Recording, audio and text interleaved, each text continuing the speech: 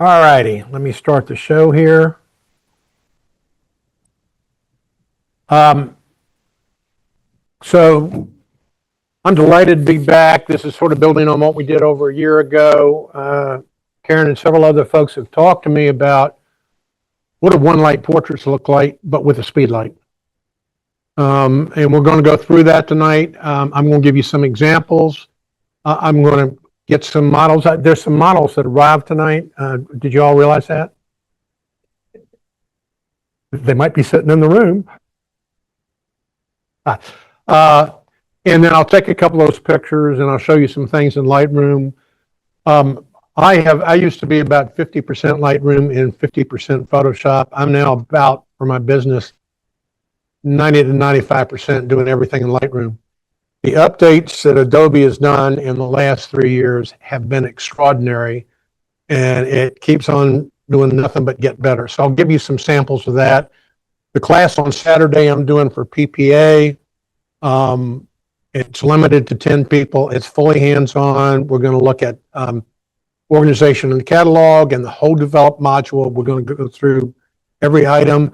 I will be giving the people that attend a folder with about 40 or 50 files with different folders in them, so you can understand not only how to import, but begin to look at things a different way.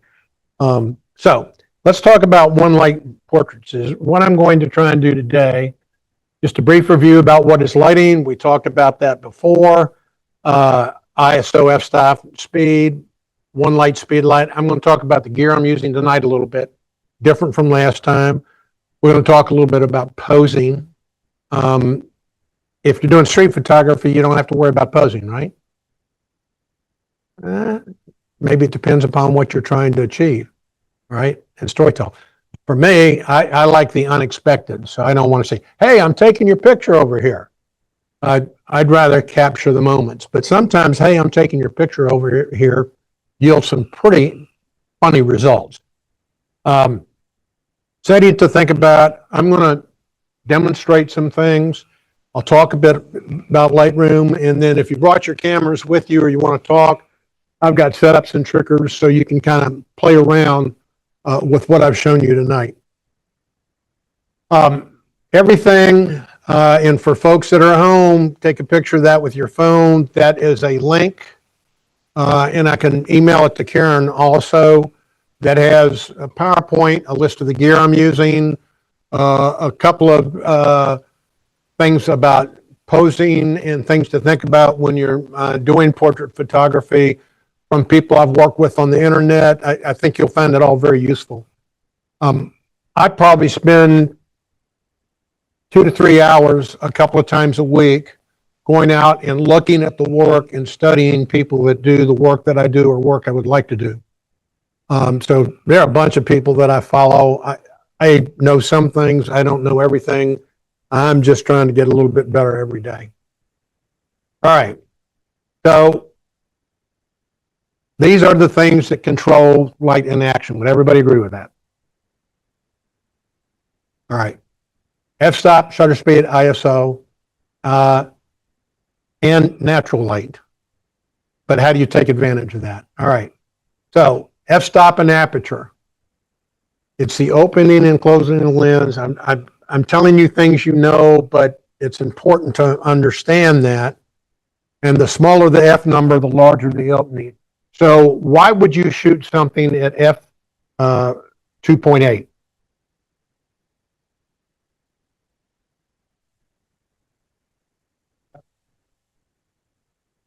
So bokeh, depth of field. But what about depth of field? Okay, because depth of field can be f22. So shallow depth of field, it gives you the bokeh. The new lenses right now, Nikon, Sony, and Canon all have a 1.2. I don't do enough of it to justify spending it, but my studio mate has got one, and the bokeh is amazing. Most of what I do, I'm doing conferences and headshots about 95% of the time. So I'm not really worried about bokeh when I'm doing photography. And street photography, maybe sometime. I'll use a f2.8 2470 when I'm doing that and get it down low, trying to take advantage of natural light. But so that range gives you, if you want things sharp all the way through, you're looking probably at f11 and higher, focusing the third into the depth of field, and that'll give you pretty good. If you want a blurry background, you really want to be focusing on that subject, then you go down to 2.8 to 1.4. And we already said that. Okay, what is shutter speed control? Action. So slow shutter speed can create blurs, fast shutter speed.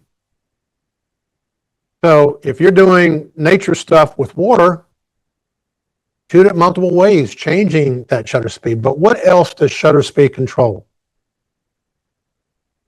Ambient light. Shutter speed is not controlling your flash, it controls the ambient light. Then you fill your subjects with the power of the flash. Does that make sense? Now, yes, on extreme ends, shutter speed can impact upon that. We got to have that discussion, I think, last time a couple of you talked to me. But as a general rule, the higher that shutter speed, when you start to getting about, 250, 300, then if it's a really bright sunny day, you'll get like the blues in the sky and all of that. But if Joe is standing right in front of me, Joe's going to be, won't be able to see much of him. And that's when you can use fill flash. So it's the length of time that light's hitting the sensor, ambient light, stops action. ISO, what does that do? It's the responsive of the sensor and the camera to light. And I got to tell you, with these new cameras right now that have come out, and I don't care who the manufacturer is. I'm a Nikon shooter. I was a Canon film shooter. The cameras now compared to what was out, I started out with the Nikon 70DS. And I go back and look at some of those pictures, and it just, my mind is still kind of crazy with it. Low ISO lights is going to be less noise. Okay. And you need to slow your shutter speed down. If you have a low ISO and a higher shutter speed, then things are going to be dark. Not a bad thing if you're using your speed light and flash. So these things all interplay with each other. Higher ISO will create more noise, but if you're storytelling and you may be doing something out in the street, and I've seen some from the club, just because a picture has ISO doesn't mean high ISO, and it doesn't mean that it's a bad picture. The storytelling and the texture of it may enhance the picture. Rodeo photo work, sometimes nitty and gritty, it's okay for some of that noise to be in there.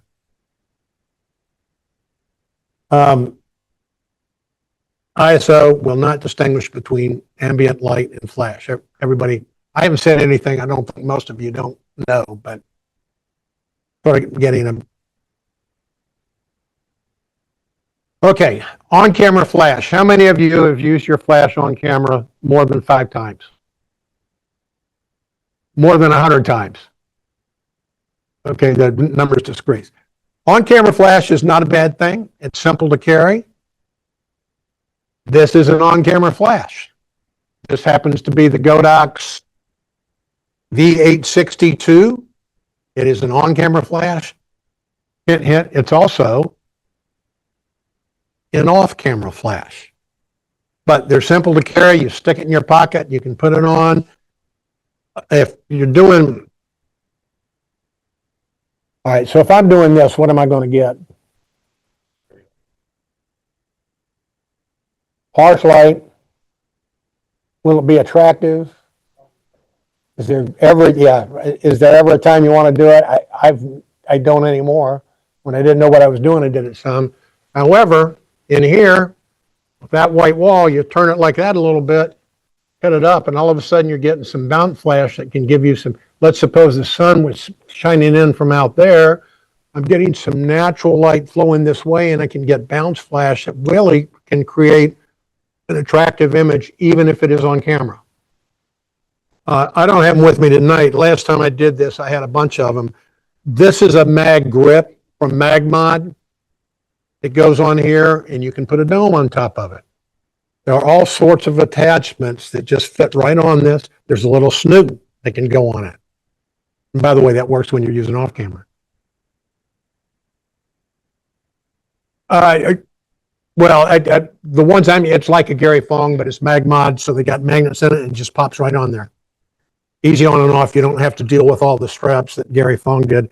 And his white one turned yellow for me in about 2 years. My MagMods that I've had have not done that. All right, the boss asked, and I just happened to have these in the bag. I didn't even think about it.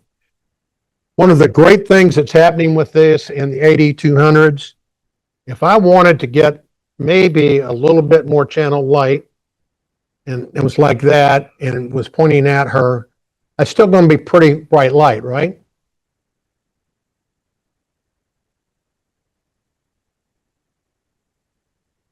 What is that? It's a grid. What does a grid do? It narrows the light. It helps it have more focus. Well, it's still too bright. I'll put another one on there. Well, wait a minute. I'm doing this at sunset. Get it? I didn't touch that. I promise. What's that? They come with your speed lights, but I'm betting a lot of you don't use them. It's a CTO gel. Pretty cool to use it at sunlight in terms of what happens with skin tone and what happens in the sky. So having those things in this whole system that can fit in your pocket, right? Now, there are about 11 or 12 colors. You can combine colors. I've worked with a couple of different photographers who really specialize. Lindsay Adler, if you look at her work, will use, this is like a gel. And you can have gels from coming 2 different angles and they blend and then they will create color in individuals. That's not what we're doing tonight, but Martin asked, and so does that sort of get into what you were, okay.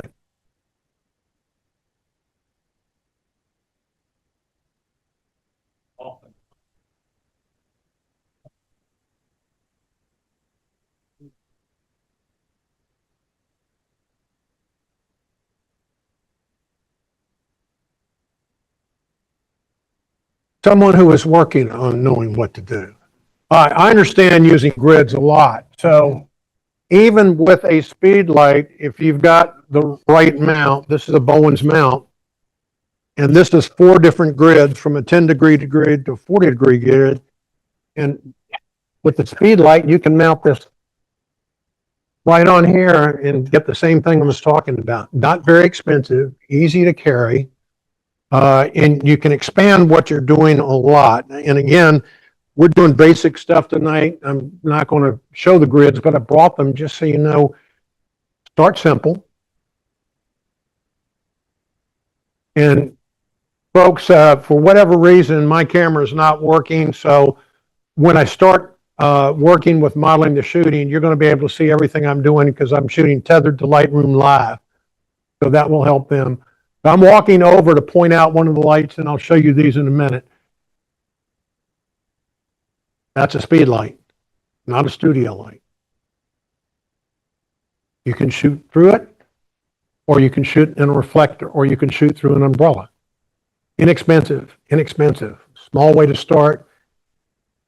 We'll talk a little bit more about this. Then I'm going to show you how this stuff works. We already talked about bouncing the flash. Okay, one light set up. Here are the things. This is all common sense, but one light off camera gives you a lot more flexibility. So you may be doing a floral scene and you're shooting on the camera, but then you take it off and then you begin to move it around. And in doing that, everything that I use does work with the trigger. They're inexpensive now. The Godox triggers are $79. It's a Godox trigger. It fires that light. Okay. And the new ones that are out, well, it's on there. Look at the size of this. So it gives you much greater flexibility. You can move the light around, leaving the camera in one place, or you can leave it in one place and move the camera. I'm going to show you. I'm just sort of giving you a taste. This is the appetizer. Using the light and moving it around really can lead to enhanced storytelling. Doing this on camera like that with your flash right on your camera pointing at people, it's very limited. However, you can take a little cable and put it on your camera, and if you're using it without a battery pack, you can hold it up here and take pictures. There are a lot of street photographers that do that. Okay, they don't tell people what they're doing, but they get that catch light in the eyes, which I think is very cool. It also really enhances your ability to do different moods. And folks that are watching on Zoom, when I demonstrate, you'll be able to see all this. If I'm by myself, I'm by myself, I'm a sole business owner. If I have this set up right here and I want to add more light to the scene, what can I do? I mean, my setup is a camera with a bench for the folks that are at home and one light pointing at it. Hint. So what I do, this has a timer on it.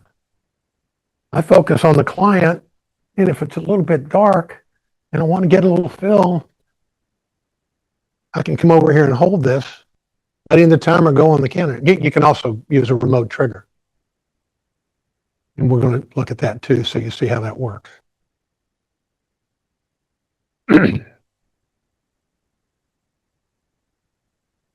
All right, so here's some ways to move to off-camera flash. I already talked about you can use a cable.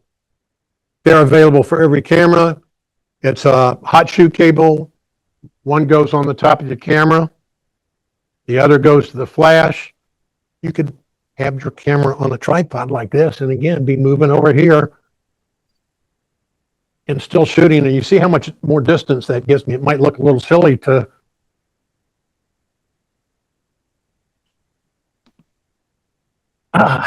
okay. A much better way to do it is to use a trigger. And an old school way is a sync cord that goes from your camera directly to the old school flash. I don't even talk about that anymore. Most people aren't doing that. There are some old school photographers who still will. But so here's a picture of what I'm talking about. That is available for Sony, Canon, Nikon, probably about 5 major cameras. They run about $300. They're much less expensive than buying a Nikon flash, a Canon flash, or a Sony flash. I don't know why this keeps on going out on me, Karen.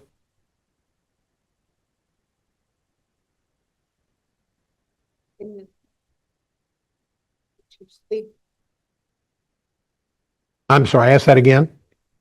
You have to go in the settings and change the sleep on the monitor. On that monitor or my monitor, because it's okay. I'll just keep on being sure my mouse is moving.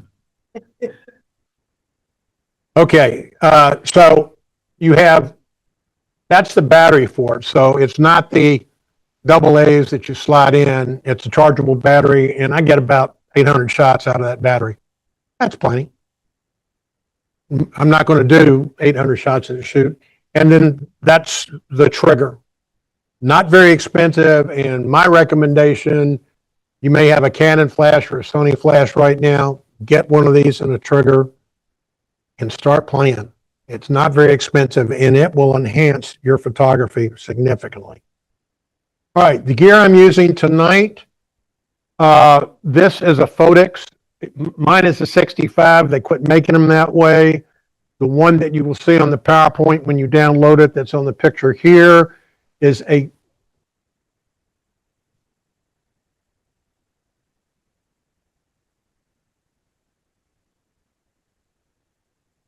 Very strange. Because I changed the mode in this. All right, folks, I'm going to pause this for just a second. Do this. Come on.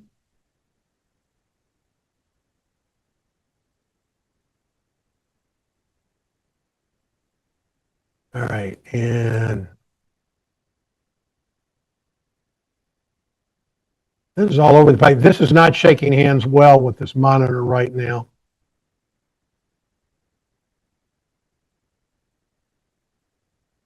Okay, I don't want the energy mode.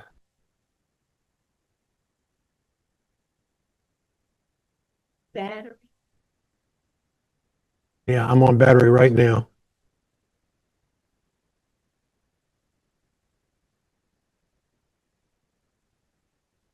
Crazy. I have no idea. All right, folks, we're going to keep on rocking and rolling.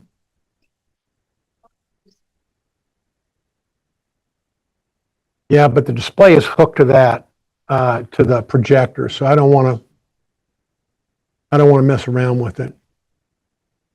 Virtual background is still loading. Don't use video. All right, come on. And we're going to start this again.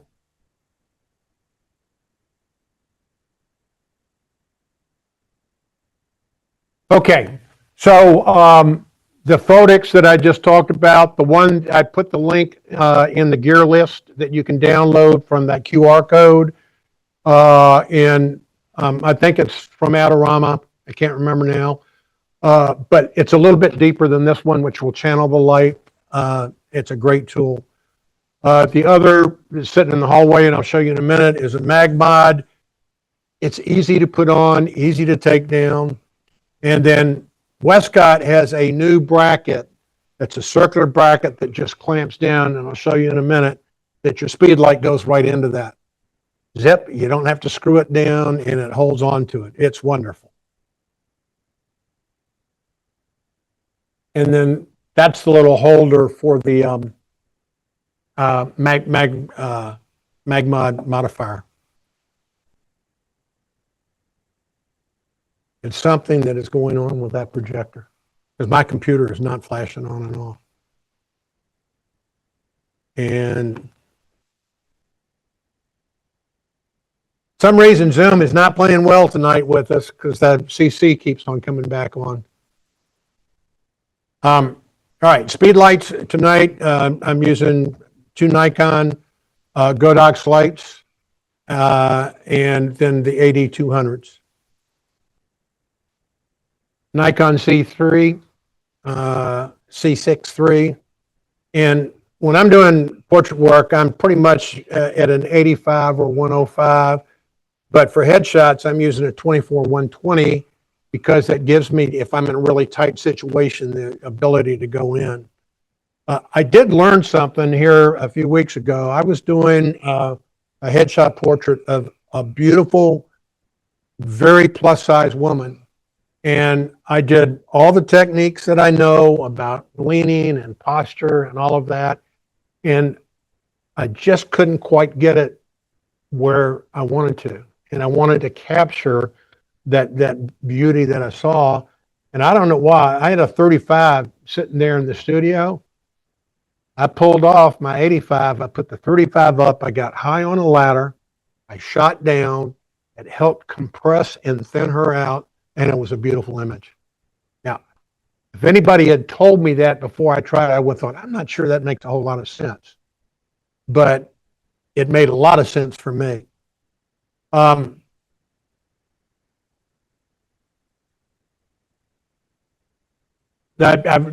just used a really right stuff tripod. I didn't put that. Everybody's got a tripod. What it is on, though, is a very useful. It's a Tether Tools tripod wheels. And again, the links in the gear list are there for all of this. See how easy it is to move this around? And if you're really trying to do some creative shooting, it's nice to have something on wheels. All right, so let's talk about portraits a little bit, and then we're going to do some demonstration, and then you'll have a chance to play. Here are questions that I think they're important if I'm doing a portrait. There are other questions, but The first thing I start thinking about is what story do I want to tell? What mood do I want to create? Let's interact about that a minute. How all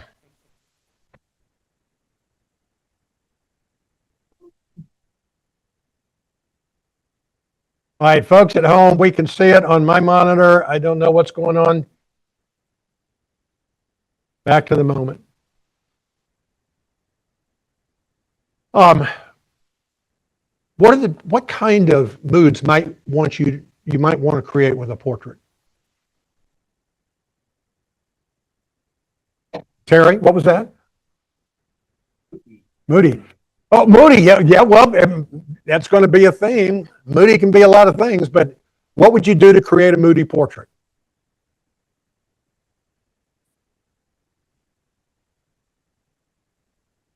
Darker. You wouldn't do a high contrast.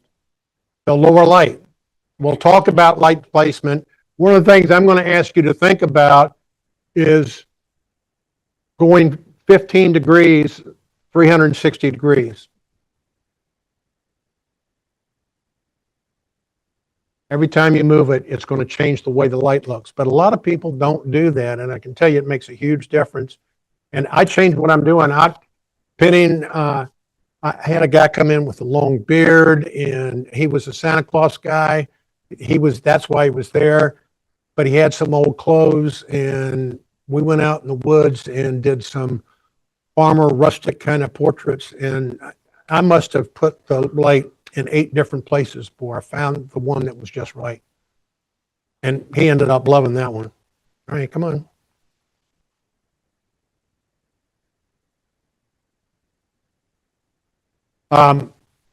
Where do you want the light to land also is important. I'll demonstrate this. There are different ways of looking at that, and then what are the best settings? So I don't start with the settings. I start with the story that I want to tell. The one story I want to tell is for that light to stay on. John, is the screen going on and off for you, or are you able to continue to see it? It's not clicking off? It's fine. Okay. Well, then we'll just make do. The Zoom people are the lucky people. So you all are getting an advantage tonight. Okay, so Fred, I got the settings after I have thought through the other things. I'm wondering if there is something that's going on with that HDMI cable. I had this happen in the studio. This is your all's cable. I'll blame that. Fred, But the I'm not chat gonna is try turned and off. Take it out and reseat it. That would be way too complex.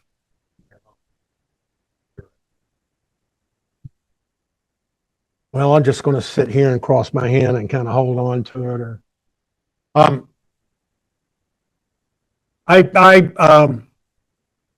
this is a friend of mine, Camera Pro website. I've been a member of them for a long time. I printed this off. It's there for you. But there are 7 basic types of lighting. There are all kinds of lightings. But if you want to push your thinking, here's some things to think about, okay? And I got my cheat sheet just to be sure I don't say something wrong. Split lighting. Dark on one side, light on the other side. Great for portraits if you feather the light a little bit. It's a different kind of portrait, right? It's dramatic. It can create some mystery. And your light source will be 90 degrees to the subject. I'd hardly ever go 90 degrees to the subject. I will go a little bit more one way or the other and then feather the light. Do you all know what I mean when I say feather? So if I'm feathering the light, I'm going to be turning it this way or that way. And you're going to see what happens with the light when we do this. It's amazing. And a lot of people don't think about that. And I can tell you, when I started to understand the feathering principle, it changed my photography. And my clients have always been happy, but maybe they were happier. I don't know. And again, there's an article in that Dropbox for you with this in there. Loop lighting, simple. It's for portrait. It's a 45-degree angle. It defines the face. It's soft, and it's angled down above the subject, just above their eye level. And the closer the light, for the most part, the softer the light, the further away you get, the sharper the light. If you're thinking about loop lighting, and there are pictures in the article when you look at it so you can see what it looks like, you take your light up, take your light down. It creates some amazing differences. One of my favorites is Rembrandt lighting, a bit similar to loop, but what it does is you're looking for a triangle. So if my light's coming here, I'm going to feather that light, turn the light, okay, until there's a triangle of light here. The rest of the face is kind of dark and better lit here. Does that make sense to folks? And he painted that way, for sure. Butterfly lighting is where you have almost a light coming underneath the lows, a little shadow that looks like a butterfly. People also do clamshell lighting where they'll put a light underneath. So you have a light and it's coming from right behind the camera straight down. I don't tend to do that very often because I don't like the look. It's great for young women, models, and crusty old guys. Everybody else, not so much, from my perspective. Broad lighting is where you have the light here, not where the camera is, it's where the light is. So the majority of my face is to the light. That's broad light. But if I turn my head like this, okay, that's short light. Short light is thinning, more attractive generally for women. Broad light is okay for men. I've had a couple of women athletes come in. Broad lighting works great with them. And you can add texture with it that's great. The broad and short. And then backlighting. What is backlighting? Yeah, it's from behind, but what does it create? Well, here, it creates a silhouette, right? It's completely behind, you've got a silhouette. Now, if the light was behind me like this, I would be silhouetted, right? No light in front of me except whatever the natural light is. And I can pump that up higher. Now, here's a different kind of silhouette. It could be a profile. But if you feather that a little bit, you start to get light where you see those really creative, moody pictures of men and women where the light is just sort of filtering down. That's how that's done. And so we'll look at that tonight. Okay. The modern lights, on-speed lights, eat battery power big time. So, Joe, let me get you to come over here a second. And folks online, I apologize for saying, I'm getting Joe to come up and move and sit on a bench. Yes, Joe. That Joe. So if I wanted to see the effect on Joe with the way this light is, I'm not going to do it because it really sucks the battery. If I'm shooting for an hour or so and I leave that modeling light on, I could eat the battery up right away. But guess what?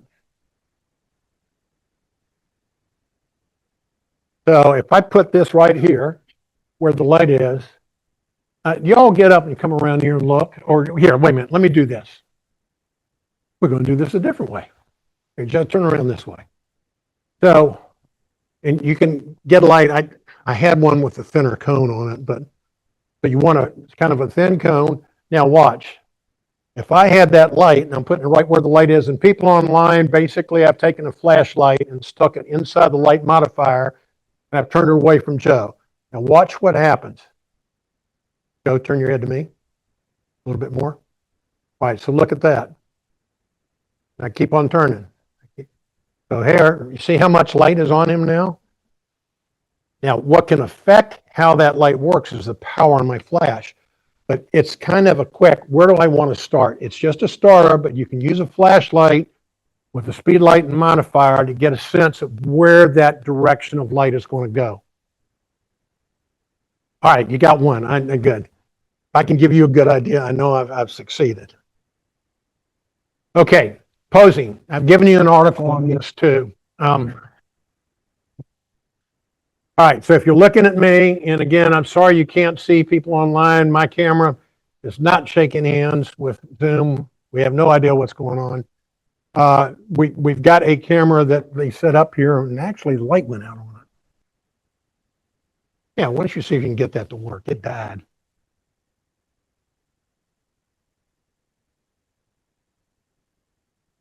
Oh, we may have success.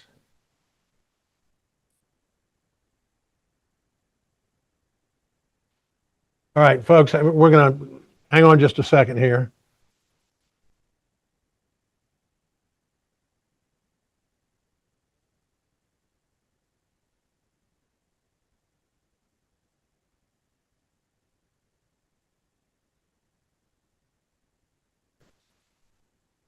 Right. Well, they've been able to see that, but the camera is still not, and my camera's on. So, all right. Well, we're going to keep on working here.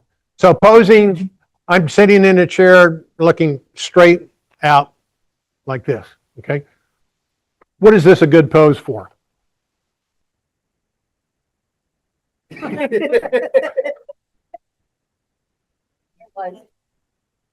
What else? It's a post office. Well, that or one of the two. I don't have a number. I wanted to have a number to put up. Okay. All right. What else is it good for? Full front.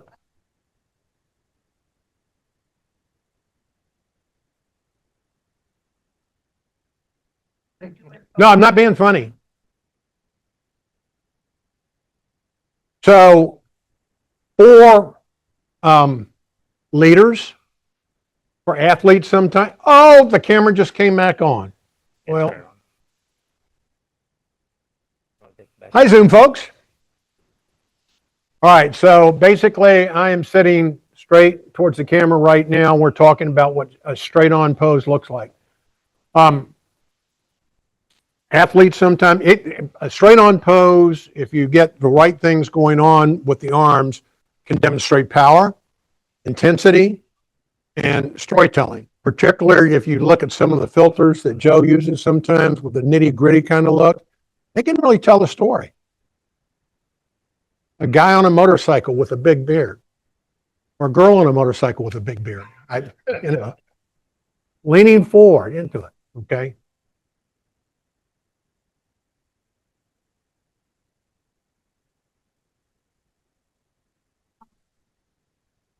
I do not ever do professional headshots straight on.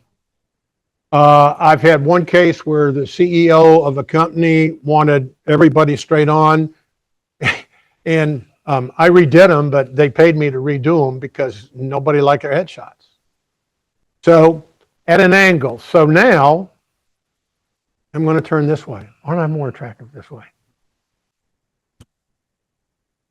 So notice now I have a curve. When you're posing, I have a lot of people that come in the studio, and part of the struggle that I have sometimes is this doggone thing. Why? 80% of the pictures that people take right now of themselves are these doggone selfies. Well, that doesn't work on what we're talking about for portraits now, because people are going up like that, going up like that. You know, I'm not taking a picture of your chin and neck. You know, I want to take a picture of you. All right. So one of the things that can help is leaning.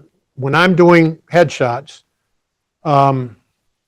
typically if I'm doing volume, I've done 181 people in a day, so I can't change my lights. I will shoot people this way. I'll shoot people this way. And very flexible men and women, I'll get them to turn this way and come back. Okay. That's really hard to do. But from here, did you notice what I did when I went to an angle? What did I do with my body? I scooted to the edge of the chair.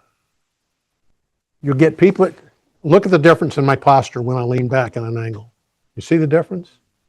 So these are little things that can make a big, big difference. And you all take pictures of people sometime. I've seen them. But maybe this can help you be. So when you get to the edge of the chair, it causes posture to be more erect. Now, what you will get sometime is people who really don't want their picture taken. You see what I'm doing with my head? I'm going to do it this way. Your head comes down like that. And if you got a double chin, when you're like me and you got 79-year-old stuff, you get all these lines. So it's like my grandmama used to say, Fred, sit up straight. Think there's a string coming out of your head. You see how my body became more erect? Which of those is more pleasing? Well, I'm not pleasing to look at, so let's be careful here, okay? But which of these, can you see the difference? So when we work a little bit later, and I'm going to get some people here so you can see how the, so again, like this, and then we're going to turn the head, and depending on where the light is, I'll do a little head tilt one way or a little head tilt the other way.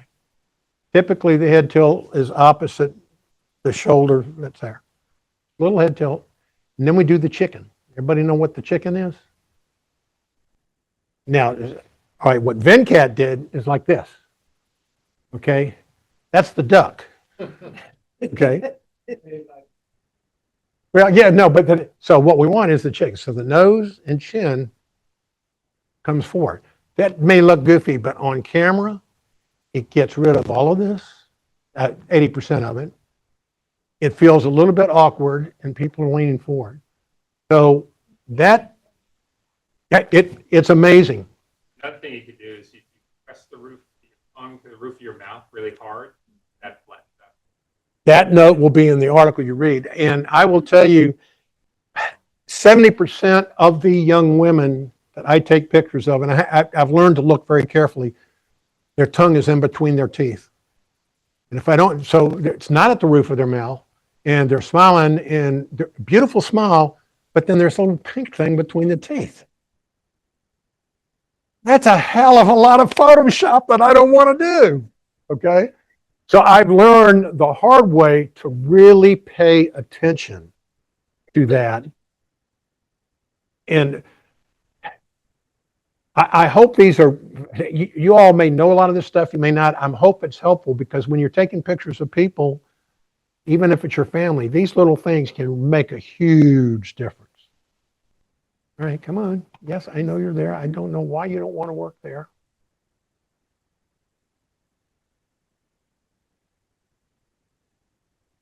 Okay. Posing, you can do sitting right here, but you can also do standing.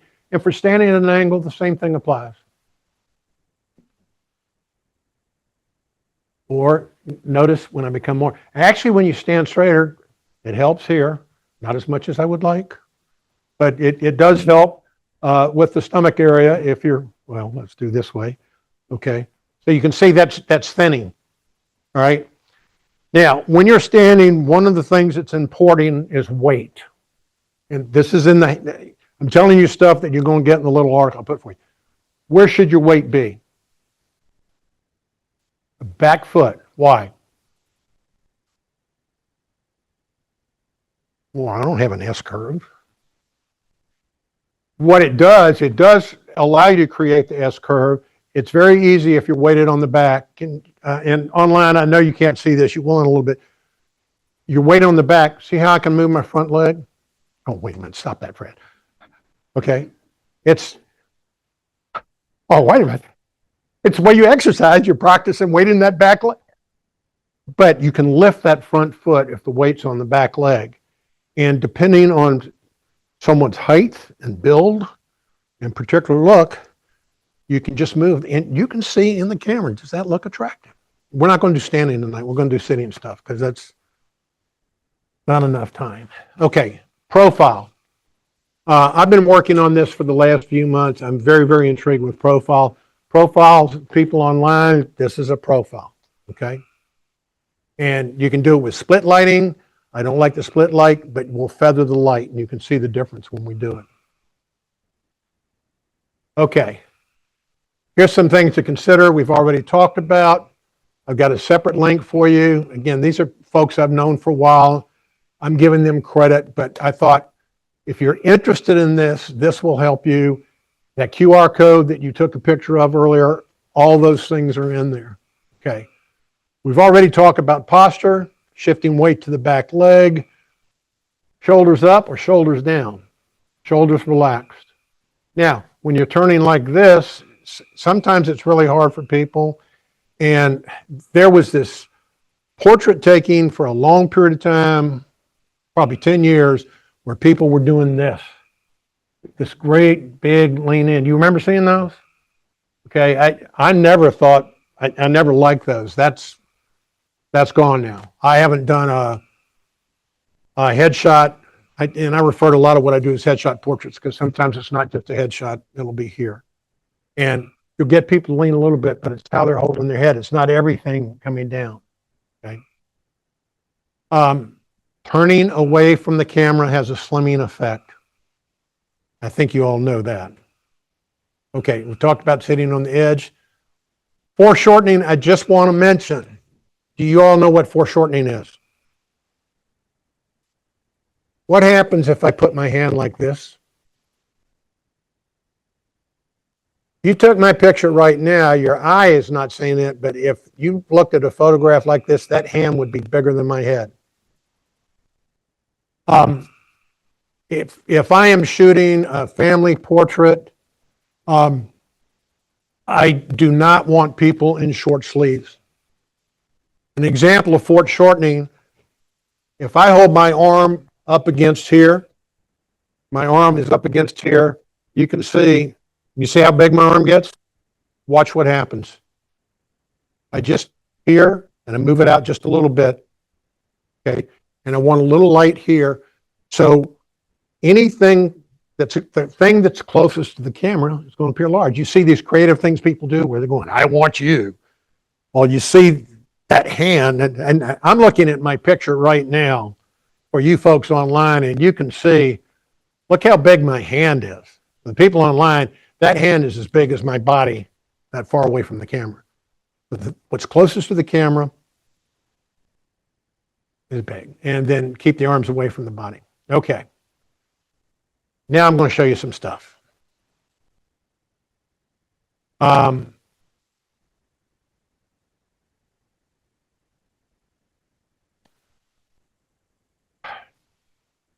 going to show you the octabox and the umbrella, and we're going to do the same thing with it all the way around. And I will be shooting, and people online, you're going to see exactly how that's working. I'm going to be doing the speed light, and I'm using an AD200 here. I'm starting out ISO 125. I'm going to use the f4 because that's on my camera right now. Those are my settings. So it's the 8x45. I don't know why I said 15. That's too many. So I would be starting with the light. I'm going to have somebody come here, and I'm going to go here. I'm going to go here. I'm going to go here. I'm going to go here. I'm going to go here. Now, when I get back here, what's happening? Right, and it's also further away, so I may have to change the power of the light. So let me, that was good. Don't want that to fall off.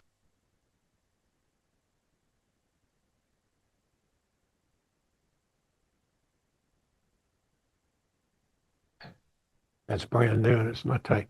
All right, so I've got the light that I'm going to set the light.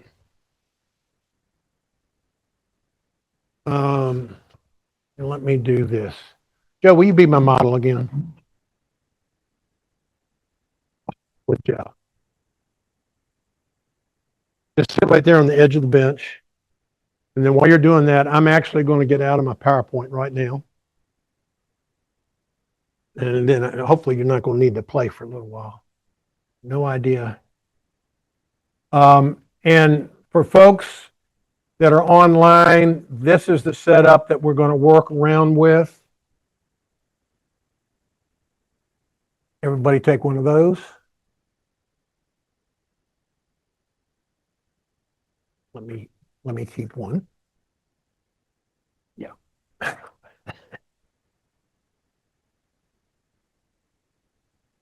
All right, so I'm going to stop sharing for a minute. I want to end the show. Go to that. Lightroom. You got the challenge. Pardon? Got the challenge. You think so?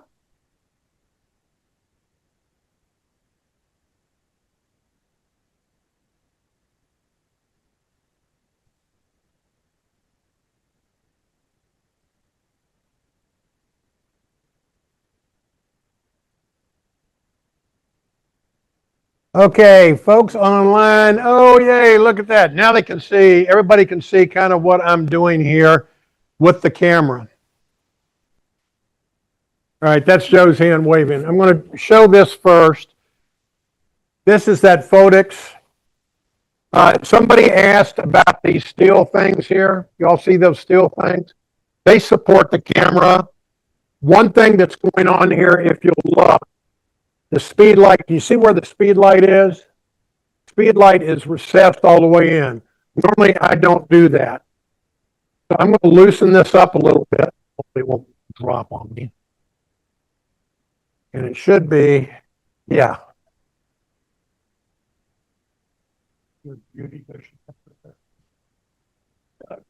All right, so you all can see, I want that right at the edge of the light modifier. If it's back in there, you saw how far, if it's back in that far, that's robbing a lot of useful light. All right, this is like that little beauty dish reflector that you were asking about. So there are two scrims. What that is, it's light out so you don't get a hot spot. All right, online, can you? Oh, they're seeing that. I don't know why. Okay, that's good. All right, so again, you all can see that first one went in there. Then the second layer is an added scrim.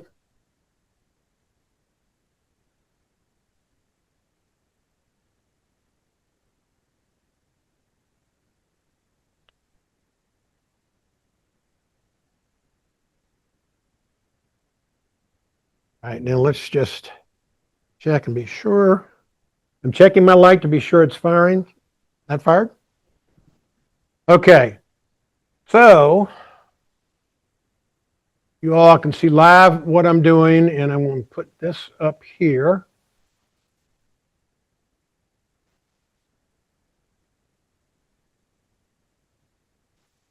All right, so Joe, how is Joe sitting right now? Remember what we talked about? How would I like? I'd like him at an angle, right? So Joe, I'm sitting. I actually want you to sit facing that way, on the edge. There we go. Now, I've got Joe sitting on the edge, and you all can see right there. And we're going to start thinking about a profile shot. And I need to get my settings where I want them. ISO 125, 160, f4. I haven't tested this with a subject, so I'm going to start right here on Joe, and we're going to see what we get.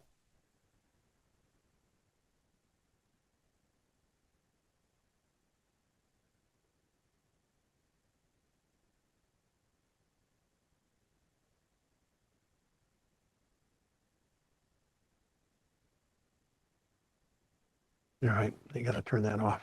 Okay, look at that.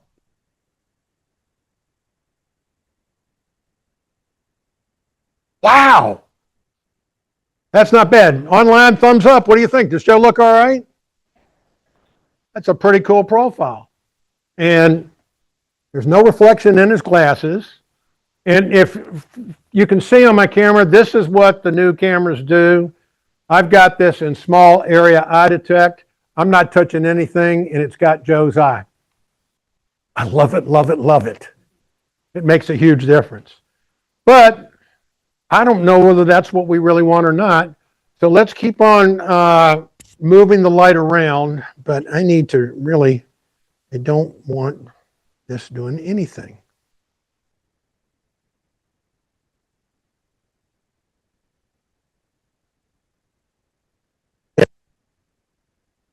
One more time. Okay.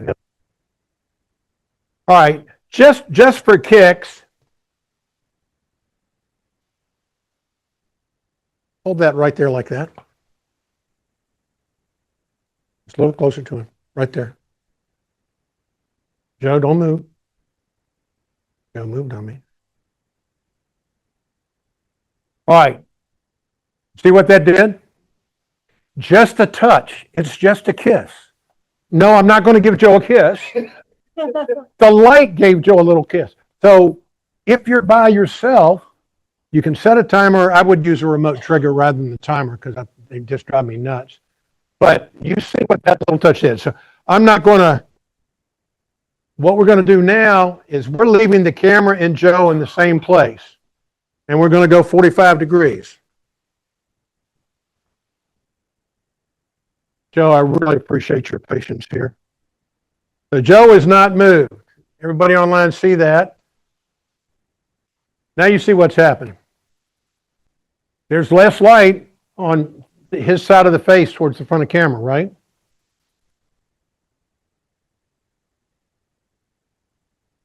So let's move this another 45 degrees.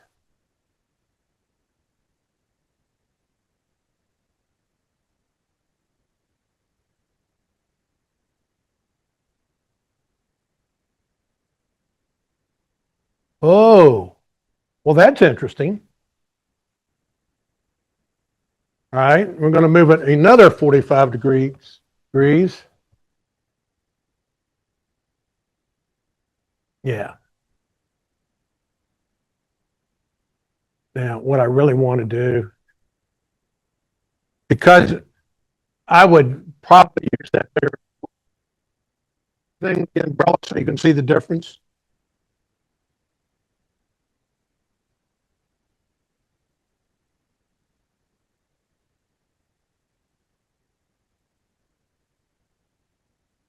That's pretty cool, isn't it? Don't look. You're moving. Yeah, you can look. Okay. So we're going to move this another. Now, does this feel overly analytical to you all? You see what's happening as we do it. How many of you all have done this before with a flash and a camera? Martin, I would have bet if anybody in the room that you would have. Venkat, maybe. I might thought he might have too. Because I didn't know what I was doing. No, you didn't know what you were doing, and you actually ended up knowing what you were doing. Okay, so we moved it again, and now I'm going to just start to move a little bit quicker. Okay. I don't like that one very much.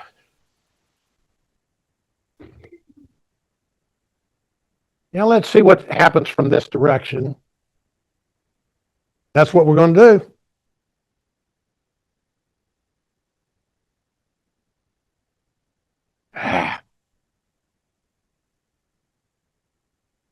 Well, it didn't fire. Here we go. Huh, that's a little interesting. So now, just hold that right like that, right? One more. Yeah, that's good. All right, see what's happening? Just a little bit here. You could put another light, but we don't want, this is about one light. Just using one light. So we're going to keep on coming around. All right, that's good. Thank you. Pardon? Oh, wait. Oh, yeah. You can bow the reflector and change it. All right, Venkat, just keep on bringing it around. All right, now, that light is a lot further away. So what I'm going to do, and by the way, I'm at 164 power on a speed light. That means I got bunches of stuff that I can still use. You don't have to have a big studio light to do this stuff.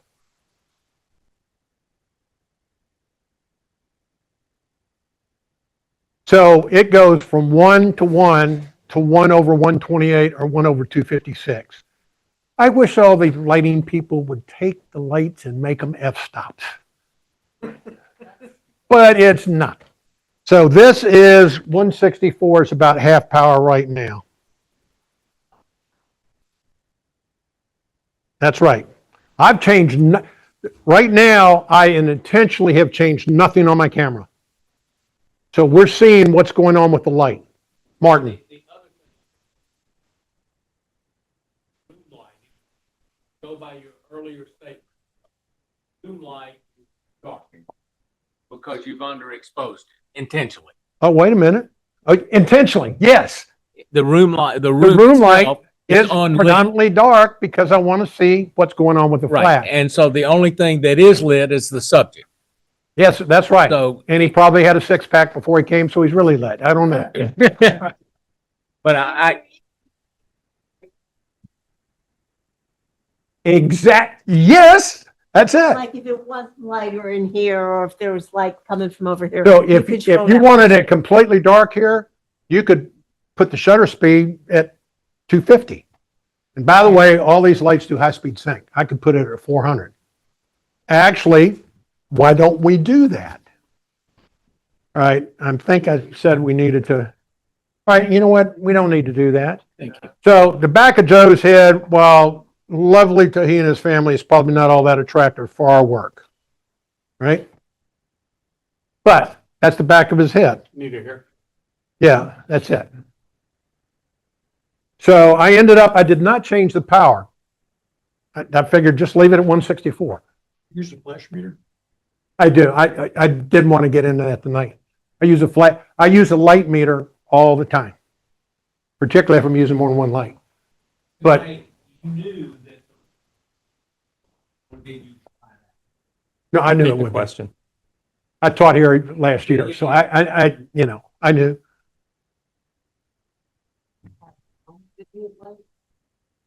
Sure.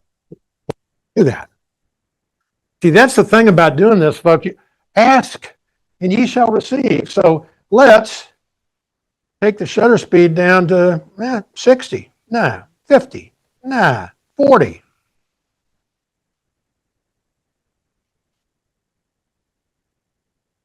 What did that bring in? Kind of that stuff back there, but it's not really doing anything for the picture. So I'm going to leave my shutter speed. Yeah, the reason I use 160 when I'm doing portraits, because people will sometimes move a little bit, okay? And if you're shooting down lower, and a lot of people say 60th of a second, keep it down. I want to be sure I'm getting rid of the ambient light, and when I'm doing this kind of work, I want to be very intentional about that's what's causing the light. All right, so I'm going to bring this on around here a little bit. We're going to get the other side of Joe.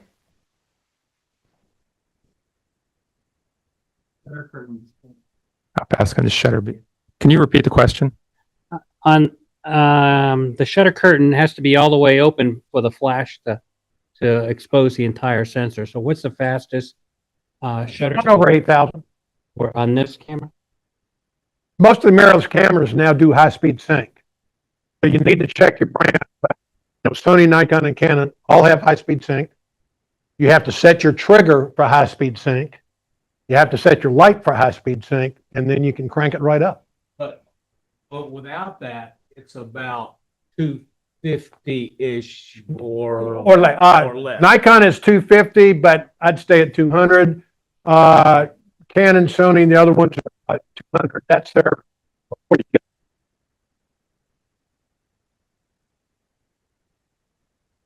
Good, thank you. So let's talk. Joe, just relax for a second, but you're not going anywhere because we're going to do the umbrella with Joe too, same model, and then we'll have one of the ladies come forward and do the same thing. But we'll create the light a little bit different in different poses. So high-speed sync is where you, in your camera, and actually I can show this so people online, and wait a minute, yeah. See the bottom strip on the screen, folks online and here. If you look at that, you're going to see, and right now, I'm going to change my speed all the way up to 1/8,000. And I'm going to take Joe's picture. No, I changed my shutter speed to 1/8,000. The flash fired. You don't see any layers there. It's just 1/8,000 is so fast, it got rid of all the ambient light. Now, let's suppose we're down on the river. The sun is going down, and when the sun's going down in the sky, it's really bright, even just before sunset. So I might want 1/6,000 to capture the blues and the oranges and the brightness of the sun. And if I do that in my camera, it's going to look great and you won't see Joe at all. That's when we use flash, but that's also when we use high-speed sync. So I found when I'm doing sunset portraits, I'll start at probably 1/1200, and then, no, I'm getting there. Okay, so right now I'm just talking about the speed in the camera. For the camera and the flash to sync, okay, that's high-speed sync. Nikon, Canon, and Sony, if you look at your speed settings in camera, there is a place in the menu. In Nikon, it's 1/250 with a little symbol. That means then the camera's ready to shoot in high-speed sync. I always keep mine there. You also set your light for high-speed sync. That then allows you to do what we're talking about. So high-speed sync allows you to shoot a higher shutter speed to capture what you want to capture in bright light. Let's suppose I wanted to shoot 2.8 in the late afternoon. 2.8 is going to be pretty bright, right? So how do you adjust for that? High-speed sync allows you to do that. You take your shutter speed up, it controls the bright light, then you use a flash to fill. Do you understand now? All right.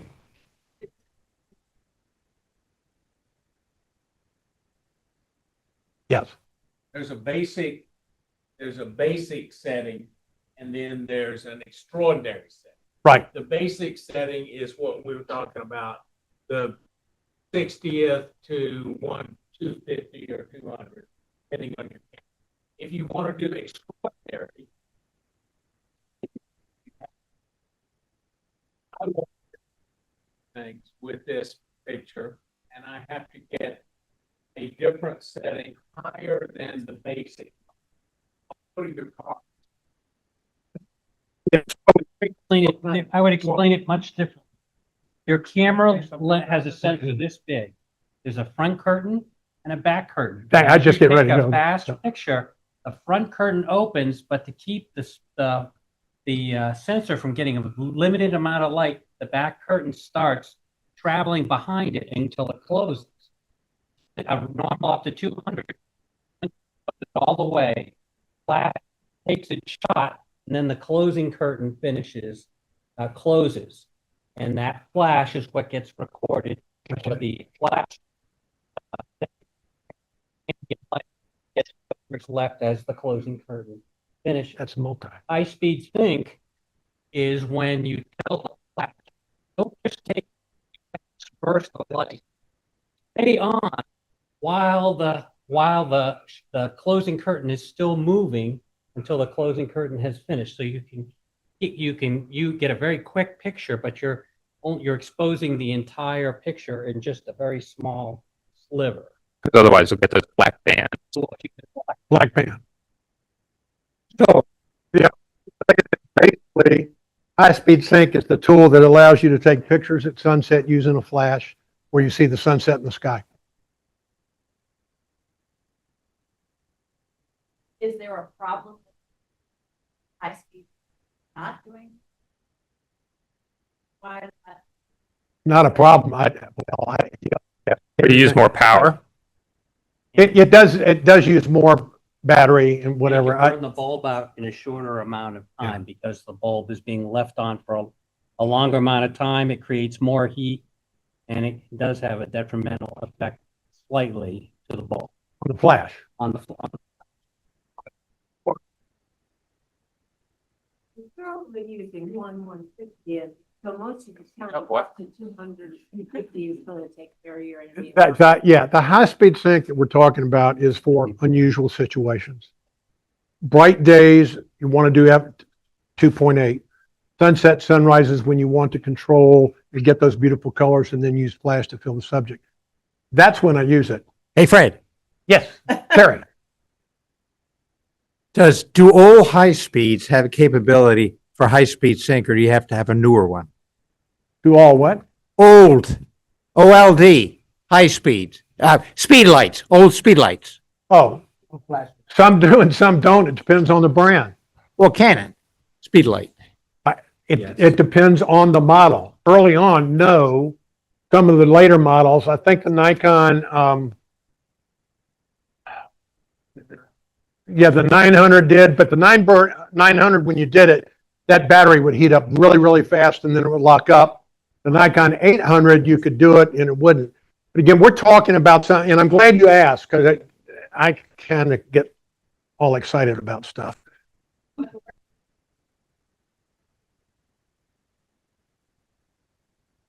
Flash. Right. Does it do high-speed sync? Yes, How will absolutely. you know that?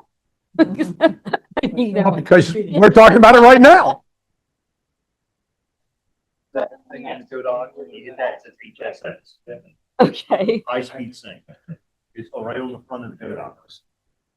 Little click of jack. All right, folks, let me kind of come around here and we're going to finish this. Joe, keep on there. Okay. There we go. Okay, let me get back a little bit. Yeah, that's still black. Why is that still black? No, I'm not in high speed. I'm at 1/8,000. So I need to go back to my 160. There we go. That's kind of interesting, right? Now watch this. Well, okay, and watch this. Joe, I want you to turn your face to me now. Right there, hold that. Watch this, folks. You don't have to move the light all the way around. You can move the subject. But I wanted you all to see that 8x45 moving around and what it did. So Joe, keep on looking at it that way. Okay, we're going to get right here. It's inexact science here, folks. I like the last one better.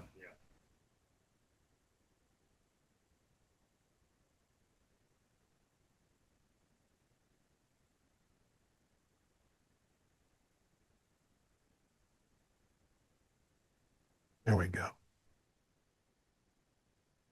All right, now Joe, turn your face to me. Yeah, look right here.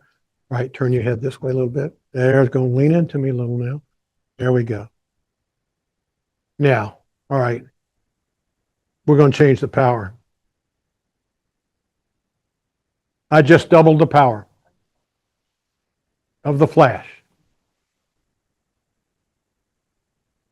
Yes, I used the trigger to double the power on the flash, so I went from 164 to 132.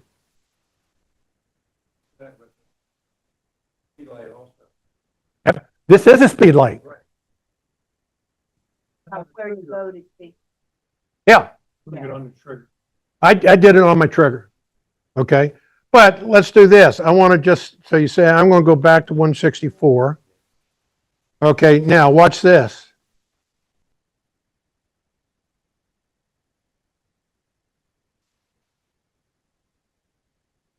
Well, I don't like that quite so much. And Joe's not smiling. All right, Joe, here we go. Joe, give me a little smile, looking right here at me. Just a little tilt. That's good. Now lean to me. Notice what I'm doing. Because Joe's sitting back on that bench. He's riding that horse on that bench. He's not sitting on the edge of the bench like we talked about. All right. So I changed ISO instead of the light. So it's an intentional decision. I basically like working with the light. I want my camera settings set. And then as you're telling your story, change the power of the light.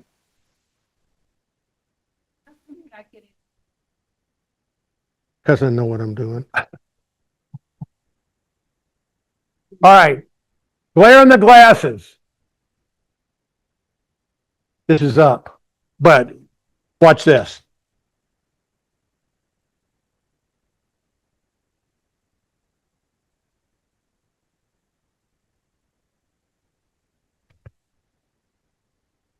All right, then Joe, just come right back here again.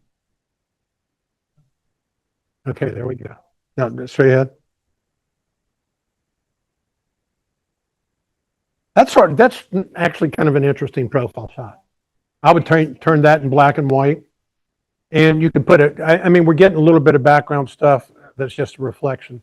So is this helping you think about this in a different way? All right, so let's do this just for fun. Let's get another subject.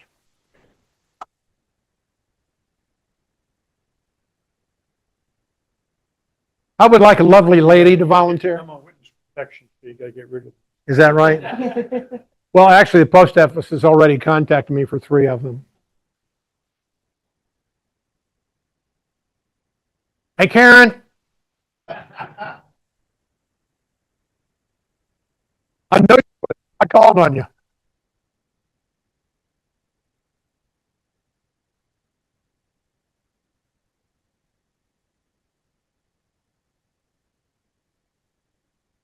Now, instead of shooting through that, I'm going to shoot into this bigger white umbrella. And setting the umbrella, oh, let me turn the camera, folks, online so you can see what's going on.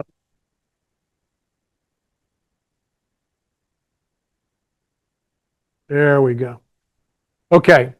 So when you're using an umbrella, a lot of people will put it in and have it all the way out here like this. You want it down like this, outlined with the edges, and it will fill the umbrella. If I'm shooting through the umbrella and it's turned this way, okay, I'm going to push it out a little bit more like that. So I'm getting the edges, but you don't want the light to go over that. But here, kind of the rule of thumb is you want to get it so it's, okay, all right, let me cut my light on. We'll do this real quick. All right. Hi, Karen. I'm so glad you came to the studio to do a little bit of portrait work and play around. But do you like that bench? Matches your outfit. It's beautiful. So would you sit down and just sit on the edge and scoot to me a little bit in there. Now, notice when she scooted, what did she do? Where'd her bum go? It went back. So scoot forward to the edge a little bit. It's almost like you feel you're falling off, but you're not. I'm going to control myself so I don't fall off, right? All right. So we're going to do exactly the same thing with an umbrella and see what the difference is. All right. Here we go. Let's, first, now these triggers, I just paused A and I had B paused and it's 164. So I'm using exactly the same power, but I think you all are going to see a difference. That's slightly offset to her, is that it? No, I mean, I'm starting kind of the same place I was with Joe. So notice it's a bigger, it's different. Light is a bit harder to feather with these because it's spreading out more. When you have that narrow octabox like I showed you, it's easier to feather the light. You saw what happened when we feathered the light with Joe, right? Really cool stuff. All right, here we go. And I want to be sure I'm staying in the same place with Karen. There we go. Perfect. Now look at the difference.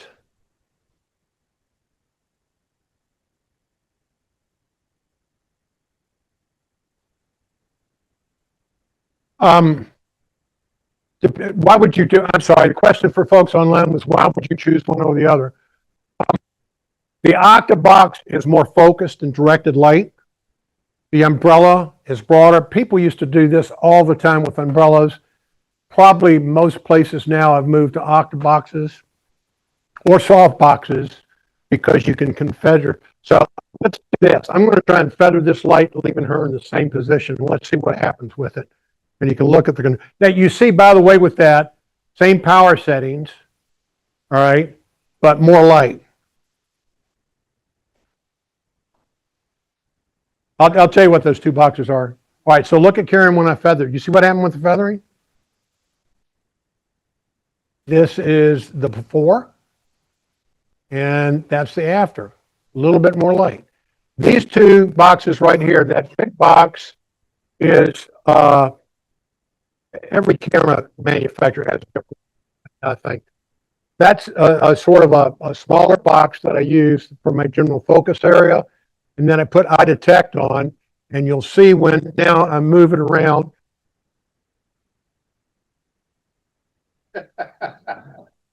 I took one shot of that model and she got so choked up. She was so amazed by the picture.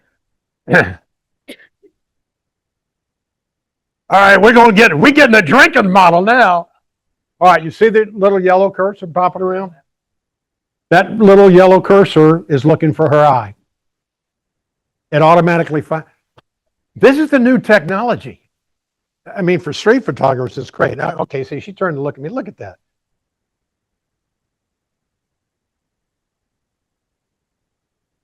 Absolutely. So when I turn the light, because it's not as focused as the Octabox was, it's throwing light back out there that I really didn't want.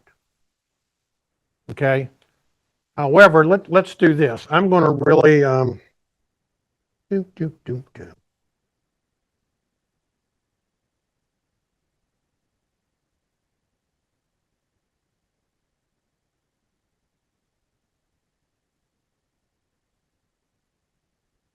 didn't really model this earlier. So I'm going to try this with the light higher up.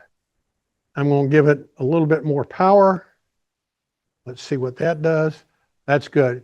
Now, Karen, turn your head right there. That's perfect. Ooh. Now, what I don't like about that is how dark it is underneath the net. But watch this. Just hold that right there like that. Your chin up. There we go. Turn your head this way a little bit. No, turn your head this way a little bit and tilt. Yeah, that a little too much. Yeah, that's a middle school tilt. That's good. All right. Did you see what that reflector did? That's a bunch of added light. I don't know. These things are like $45. I'm not going to take it apart, but it's got, oh, wait, well, let's do this just for fun. Oh, yeah, look at that. We're going to put gold on her right now. Look at what it did to skin tone. That's too orange for me. Outside and sunset, it'd be gorgeous. African Americans, a gold reflector is wonderful for skin tone, or people with darker skin tone. All right, so we're going to leave this up here. I'm going to bring it down just a little bit, but we're going to leave the power where it was, and then we're going to start making the circle. Then I'll show you a little bit of Lightroom stuff. And then if people want to stay around and play, that's kind of very interesting storytelling. I'd like the back a little bit, but you can see the difference on the light with her. And as big as this is, it's picking up that certificate right there. So is this helping also while using Octa instead of this? If I didn't have all that stuff on the wall, I might think about it. And I do use umbrellas in my studio.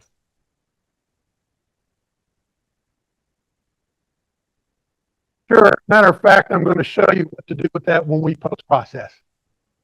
Okay. Yeah, right that way, Karen. I like that better. All right.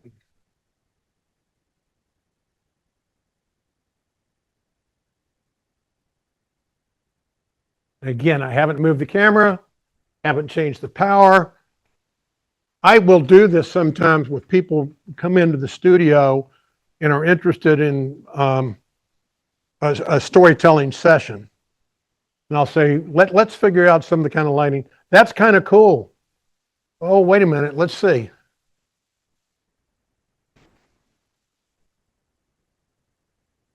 Yeah, just hold it just like that. Got it? I'm going to get Joe to come up here.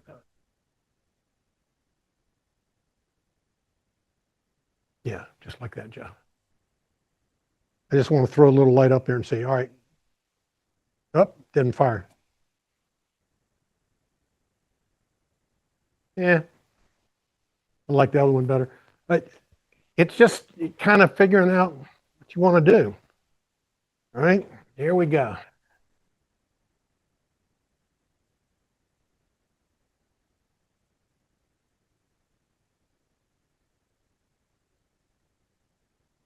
Oh, you know what we didn't do? We didn't do that.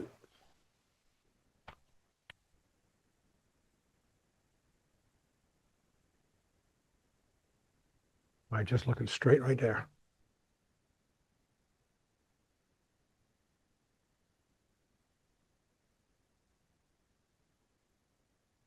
So this, by the way, just doesn't do that kind of picture justice. So you would use an Octabox. I've got a huge Octabox, 12 box, 6 feet. I turn that thing sideways, get that right behind her, power it up, and you can get stunning, stunning silhouettes with that. All right, just a couple more here, and then we'll look at Lightroom.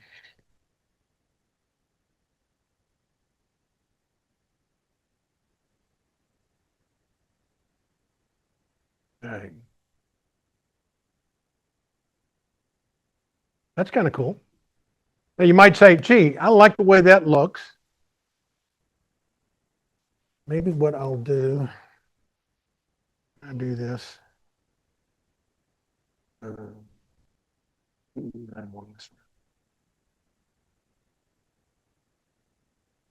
it's going to take me too long to figure that out.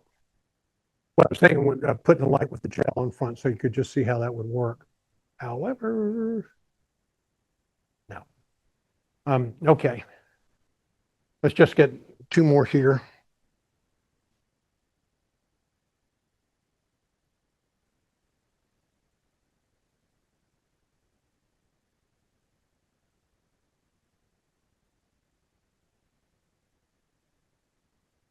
Turn your head just a little, me. There, perfect. Well, that's kind of cool. All right, then this is the, all right, so Karen, go ahead and turn, scoot this way. And scoot this way a little bit more. That's good. Bring your head all the way around. Tilt this way. Now turn your head. And tilt there. Your head that way. It's really hard to do. Looking right here at me. Smile like you like me. Okay. So serious look. Just a little smile. There we go. Okay. Now, what that's doing, you see how her eyes are getting big when the flash goes?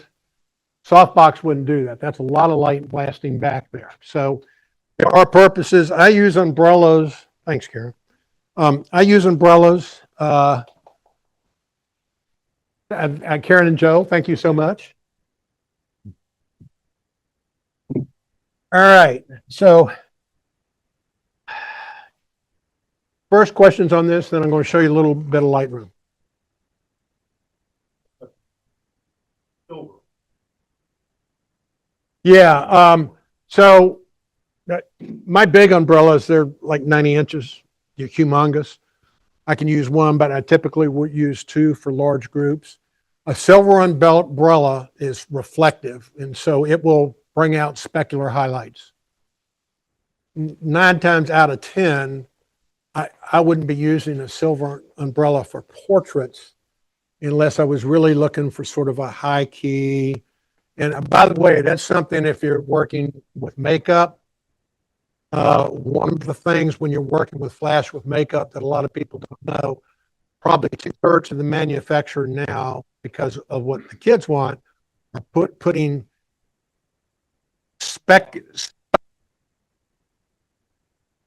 and when you take a picture with flash, you have all these highlights on the skin.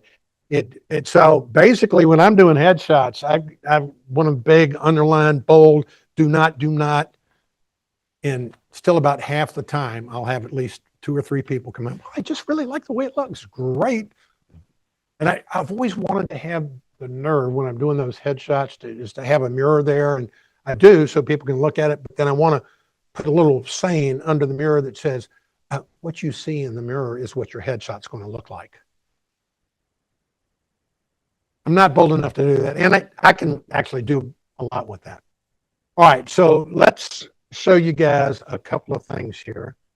I'm going to untether right now.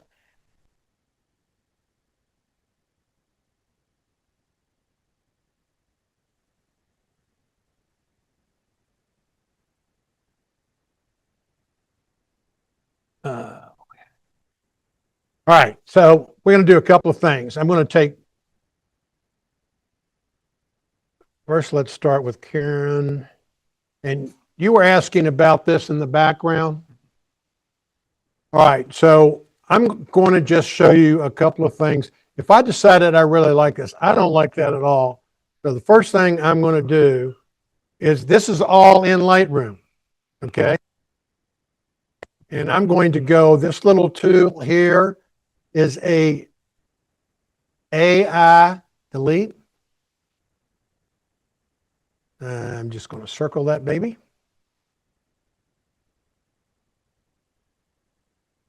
And it frequently goes, so I don't want any of her hair taken with that. I just subtract it, and I'm going to hit remove.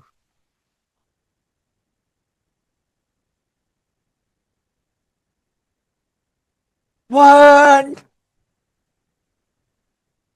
That's in Lightroom. That's not Photoshop. Whoa! Check this out.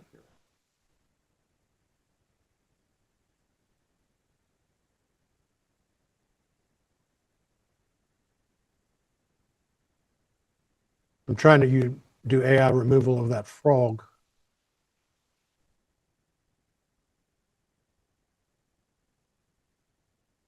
Now, there's such a high contrast between those. I don't think it's going to probably work on the upper level. Oh my God, it did. It got it. Oh yeah. So see right here, I can have one. Oh, look, even better. Or three. No, I like two. Pretty cool, huh? Oh yeah. So typically on basic editing, just very quickly, and there's a handout that has my basic workflow. First thing I do is I come in and I'm going to say, I want this. I really like sort of that look, and I want it in a square.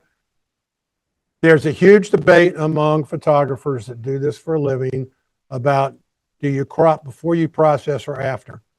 I don't spend much time in the debate. Now notice I don't have to worry about that umbrella anymore.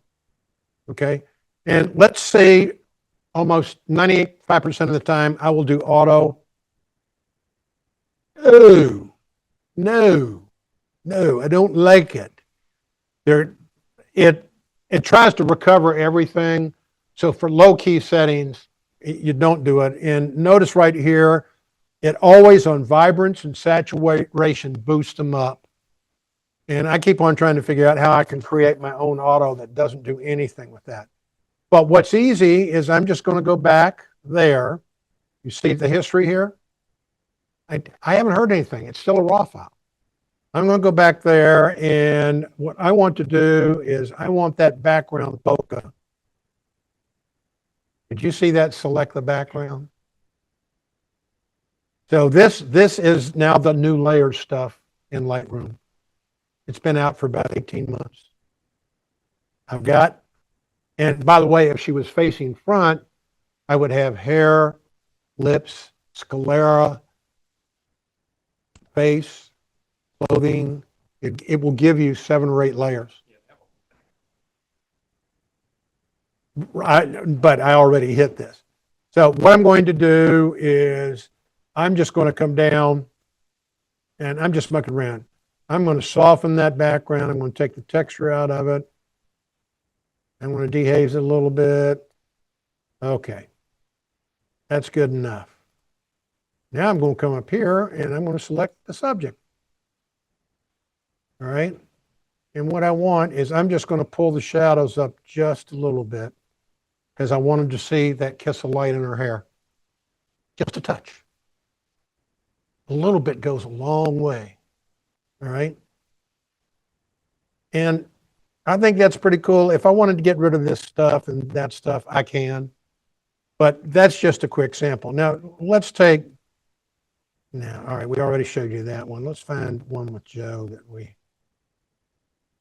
I want the, one of these.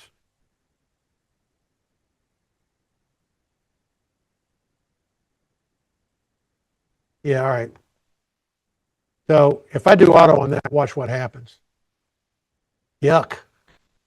Don't need it. Oh, and so yeah, I would really like this one.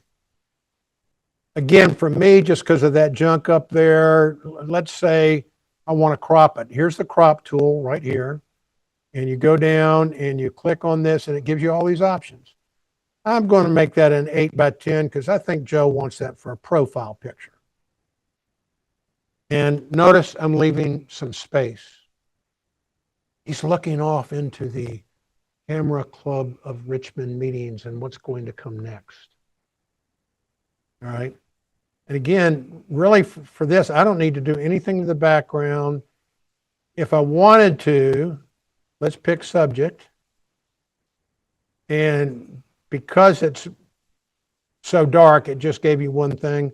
All I'm going to do is just pull down the shadows a little bit. Okay. I want a few more, look, just a touch of highlights there. And then I'm going to take a brush here, and I'm just going to paint the back of his head here. Not sure how big is it. How big is the back of that head? I'm being inexact right now. And then what I'm going to do is pull the shadows up and give it a little bit more boost of light. Look at that. Is that cool or what? And if you want to see where you started, you just hit the backslash key. That's the beginning. And that's my process. It would have taken me 5 years ago, probably an hour to kind of do a lot of that in Photoshop. Now, there are people who are a lot better than I was. I'm going to close this part of Lightroom, and I want to show you two other things because these are rocking cool. Lightroom. Yes. Time.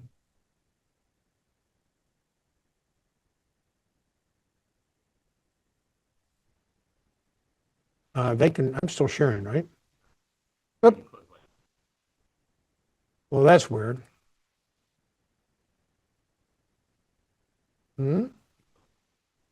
Okay. Why is it not letting me share?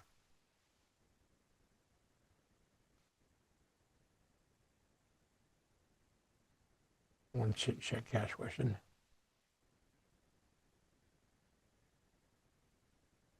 Okay, thanks. All right, I'm going to try and share again.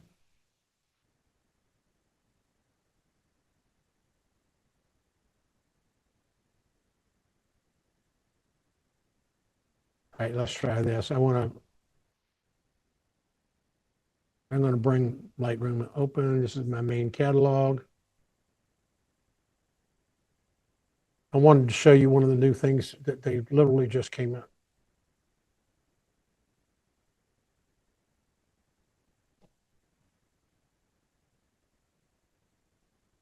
Okay.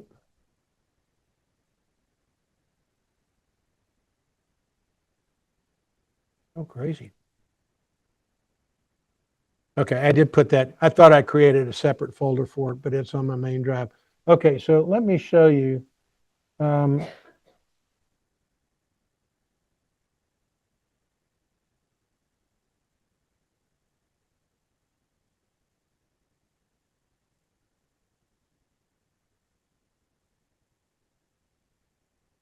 That's not the one. Okay. So I want you to check this out. I'm going to go up to the layers circle here. This just came out. You see landscape? Watch this. It's detecting vegetation and water. I'm going to create two separate masks. Now I can go in and I can adjust the water.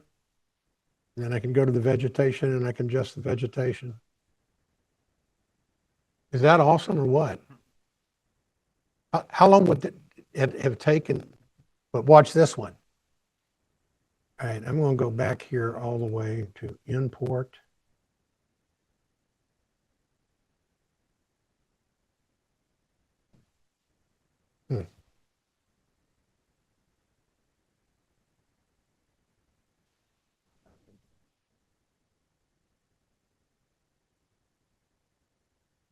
Okay, so now watch with this one, landscape. It's detecting the sky, vegetation, water, and natural ground. What? What? And if there was a house in there, it would pick the structure and it would pick the mountain, lay them, and watch this. And I'm going to show you why this is really cool. I'm selecting all of that. I'm creating 4 separate masks. All right, and I'm going to take each one and just do a little bit of work. I'll take the shadows up a little bit on that. That water is way too bright, so I'm going to bring the highlights down. Take the contrast up a little bit. We'll take the whites down in it. Now you see how it's bringing out some of the reflection? Okay, and then let's go all that vegetation. All right, no, I'm going to darken that a little bit. Let's go up here to the sky. How do you fix a sky that's that blown out? And I mean, it was sunset, so I'm taking the highlights down a little bit. Maybe I'll make it a little, no, make it blue. Yeah, there we go. Look how it brought that horizon in. Then I'm going to go down to here, do the magic dehaze, and it brings a little bit in, right? But I'm not done yet. I want subjects. What are my subjects in this picture? Anybody know? I'm going to show you. Oh. So check this out. I'm going to create a new layer and I'm going to select objects. I want that horse.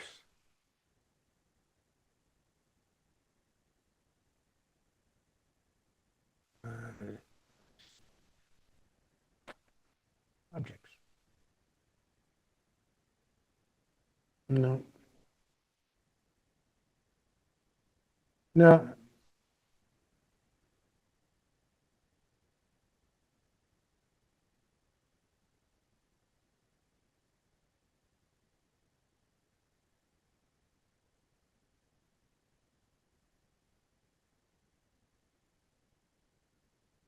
It's not letting me do it.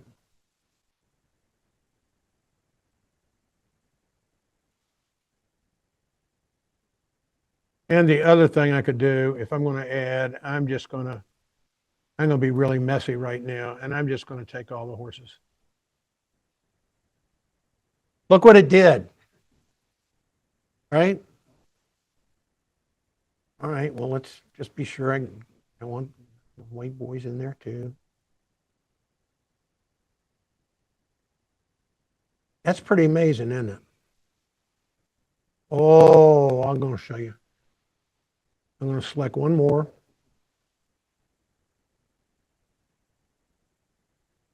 All right, so what I am going to do with them,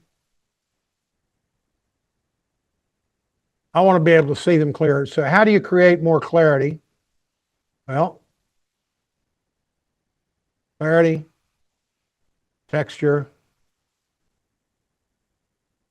little dehaze. Bring up the shadows. Now you can see them, but you know what? I want to make this much more focused on them.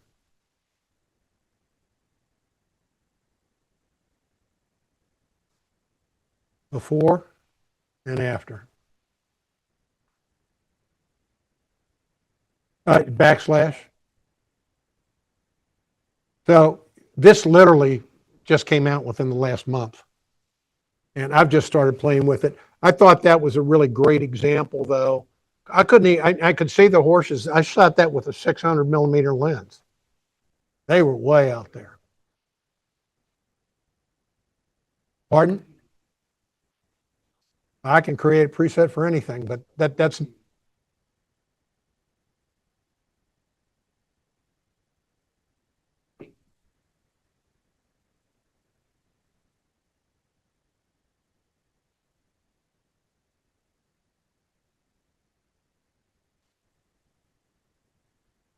the problem is, though, landscape has 7 different components.